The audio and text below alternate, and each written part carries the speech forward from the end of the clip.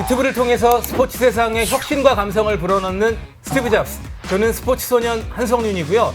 오늘은 한국 야구를 대표하는 국민 감독을 모셔서 한국 야구계의 여러 가지 현안에 대해 알아보는 시간을 마련했습니다. 존경받는 야구 원로 김인식 감독님 모셨습니다. 안녕하세요. 네, 안녕하세요.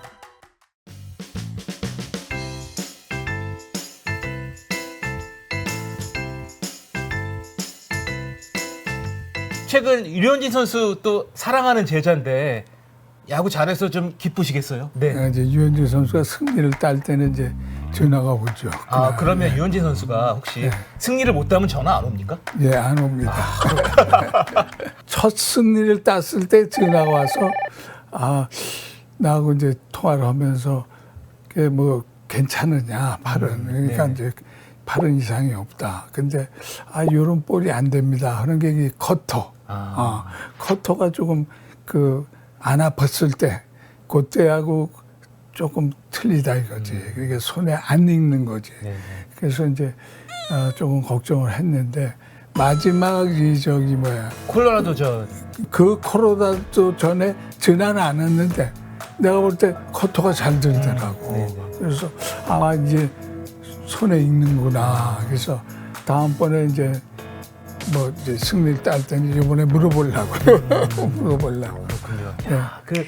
특히 류현진 선수가 부상 이후 수술을 또 했잖아요. 어깨 부상, 굉장히 큰 수술을 했고 또 팔꿈치 부상까지 겹치면서 야, 과연 아무리 류현진이라도 재기할 수 있을까라는 생각을 했는데 감독님은 그래도 류현진이니까 재기할 거야라고 확신하셨던가요? 어떻습니까? 걱정을 했죠. 이게 과연 될까. 근데 겨울에 와서 이제 한 두세 번 식사를 해요. 네네. 예, 근데 떠나기 전에 식사를 할 때 그 느낌이 좋더라고. 그 느낌이 좋다는 이유는 식사를 할 때도 딱 끝나면 바로 연습하러 가더라고. 보강 훈련, 재활 훈련 이런 걸 하는 거죠.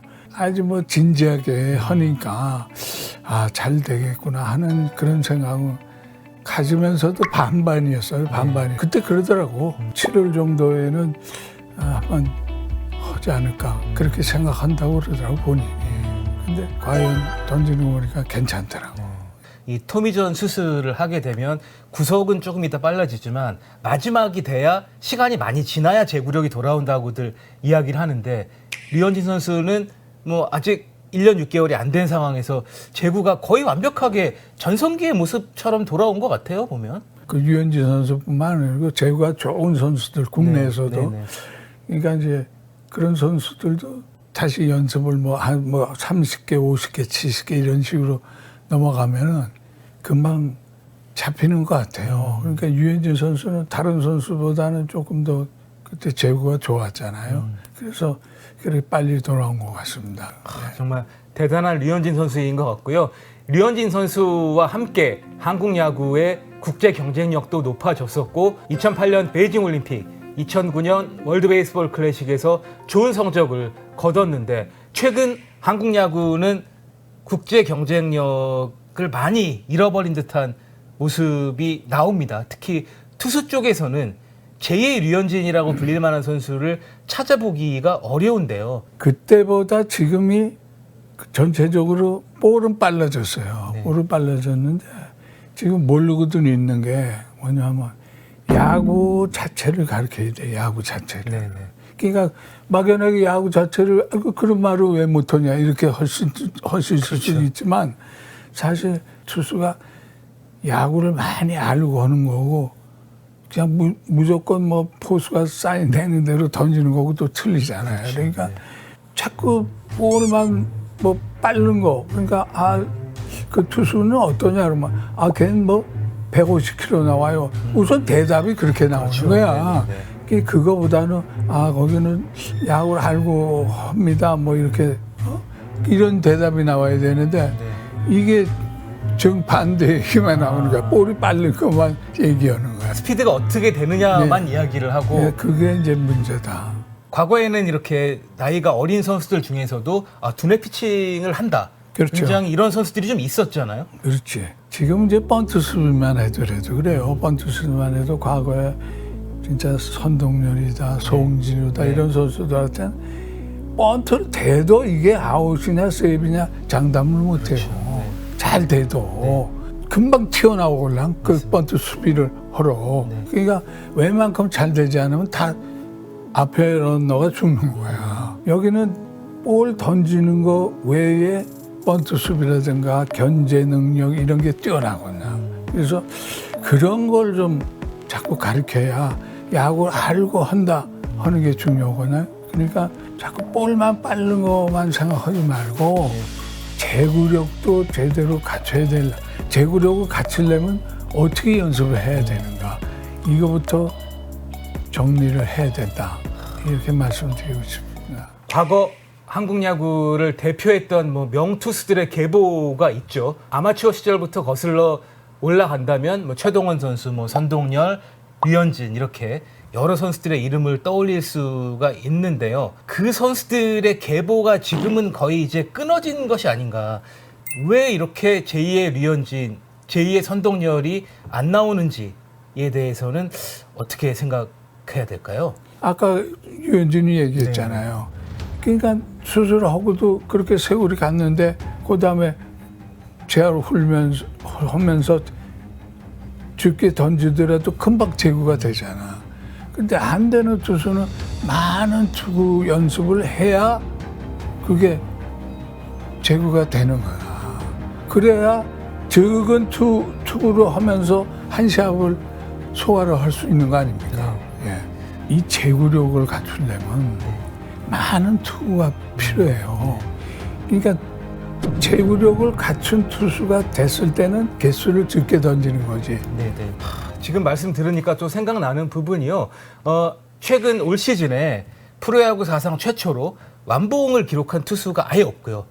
9이닝 완투한 투수도 외국인 선수 1명뿐인데 일부에서는 그런 말을 하죠. 야구가 발전하고 분업화가 되면서 완봉이 사라진다고 얘기하지만 메이저리그나 일본은 특히 일본 같은 경우는 22번이나 올 시즌 완봉이 나왔는데 메이저리그가 보통 한 100개 정도에서 조금 넘어서 바꾸고 그 전에도 바꾸고 하는 선발 투수를 이렇게 가는데 그 뒤에 불펜에 투수가 어느 정도 되기 때문에 마무리까지 되기 때문에 바꾸는 거예요. 네, 예? 근데 일본은 아직도 140개, 150개 그렇죠. 던져요. 네. 예.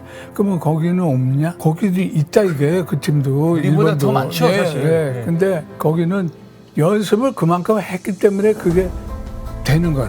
근데 우리는 그 정도까지 연습이 안 됐기 때문에 바꿀 수밖에 없는 거고. 예. 조금 더 던져도 되는데도 거기서 그냥 바꿔. 물론 뭐 좋죠. 바꿔서 그 뒤에 나오는 투수들이 막아서 마무리까지 해서 한다면 좋은데 그게 안 되고 불펜에서 또 역전을 당하는 게 많지 않습니까? 그래서 무조건 겉만 보고 따라가서는 안 된다 이거지.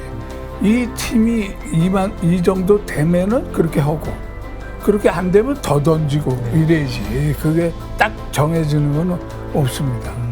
그 말씀 듣고 나니까 좀 궁금해지는 것이 한 90년대 중반까지의 투수들의 연습량과 최근 선수들의 연습량에서 차이가 많이 나나요? 저는 차이가 난다고 봅니다. 네. 선발로 끼지 못하는 투수들.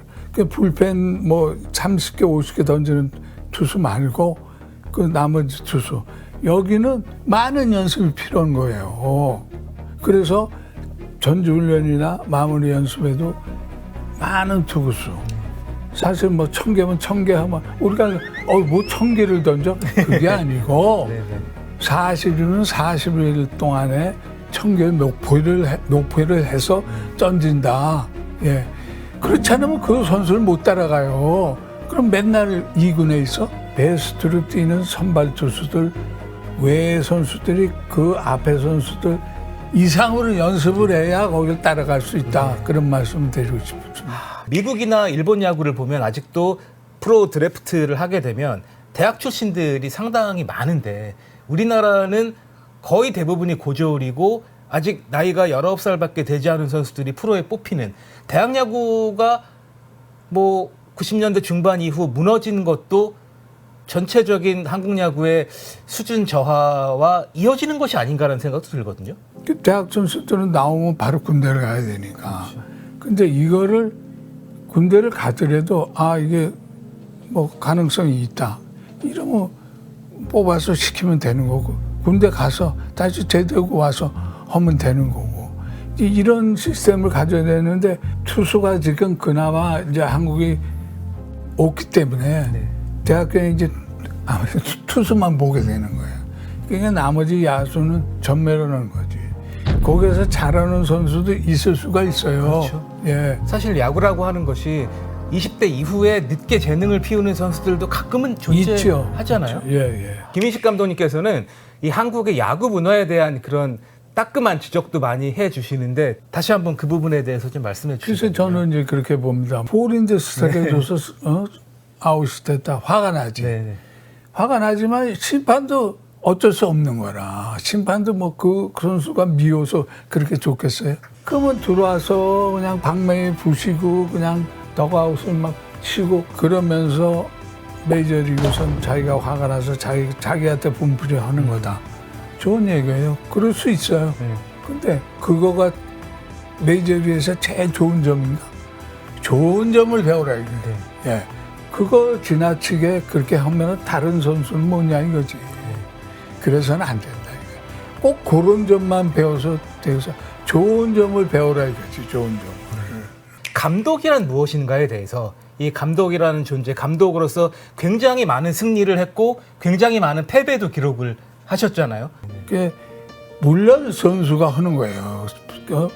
선수가 잘하고 하기 때문에 메이저리그도 돈을 많이 주고 선수를 데려온단 말이야. 근데도 많은 돈을 주고 데려와도 꼭 거기가 우승한다는 보장이 없잖아요. 그래서 그 감독의 중요성이 이 떠나고 나니까 더욱더 느껴진다. 우리가 뭐 80승을 했다. 거기에서 감독이 2, 3승을 감독의 능력으로 해낸 경우가 있어요. 근데 그게 얼마나 중요할 때 했느냐. 그게 굉장히 중요한 문제입니다. 그 마지막으로 이렇게 감독 중요성을 말씀해 주셨는데 듣다 보니까 후배 감독들, 그러니까 대부분이 50대 감독들이 많은데 50대 감독들 중에 이 감독은 좀 뛰어나다 또는 이 감독은 내가 좀 그래도 눈여겨본다라는 분이 있습니까? 지금 뭐라고 그런 말씀 못 드리는데 감독은 많이들 이겨봐야 되고 네. 많이들 져봐야 네. 됩니다. 그래야 느낌이 이제 오는 거야. 느낌이.